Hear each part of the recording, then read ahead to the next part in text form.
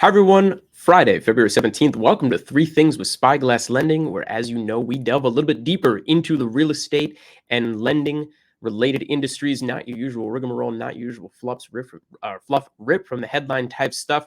Again, we delve deeper. We want to tell you the real. Let's get right to it. Number one, we're talking taxes this time around. Again, as any good broker should. I'm not going to get too detailed in here. I'm going to recommend you speak with your CPA, an attorney, anybody else. And that's exactly what we should be doing. But you could see here, and this is kind of a big piece of information, especially for those who own real estate and have partnerships and LLCs. California changing reporting of investors' tax capital.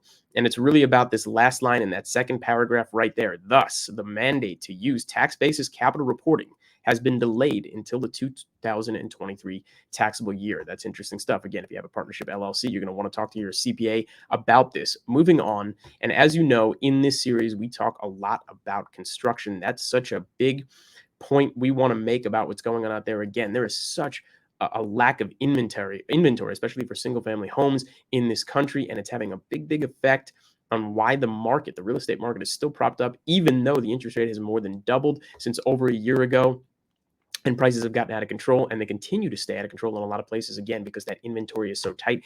And wow, does this chart really say a lot? We need to take a look at this, and you can see it here. The median age of owner-occupied housing is all the way up at 40 years. And no, this is not the average age of a homeowner. This is the average age of a single-family home in this country. It's now over 40 years old. And you could see back in 2005, it was closer to 30 years old. Well, what does this mean? This means, again, there is a lack of inventory. There is not enough building going on. So people are staying in their homes, and there's a big remodel boom. That's why you have all the remodeling shows. That's why you have flippers out there still doing what they're doing. They're taking the existing inventory, they're just flipping it, or they're fixing it up, remodeling, flipping it to others, or a lot of homeowners out there, right?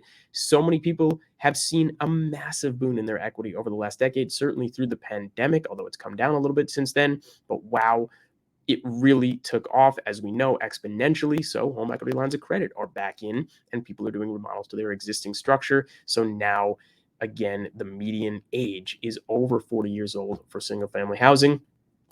And this kind of brings us to point number 3. John Burns Real Estate Consulting. I love you. You guys do such an incredible job putting charts and information together. If you have the opportunity, I would sign up for their newsletter. And again, I have no affiliation with them. I just love what they put together here. And this is interesting to me.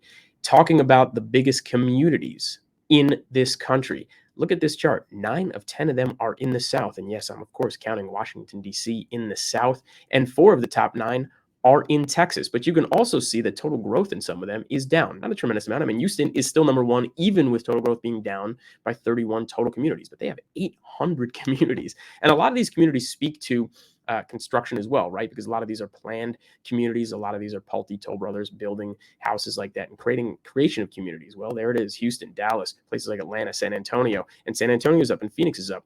Phoenix and Scottsdale continue to be a burgeoning pockets in this country. Certainly, Minneapolis, the one rounding out in the north, down just a little bit, but still pretty high up there on the list. Again, this has been 3 Things with Spyglass Lending. Thank you for joining me today. We'll do it all again next week.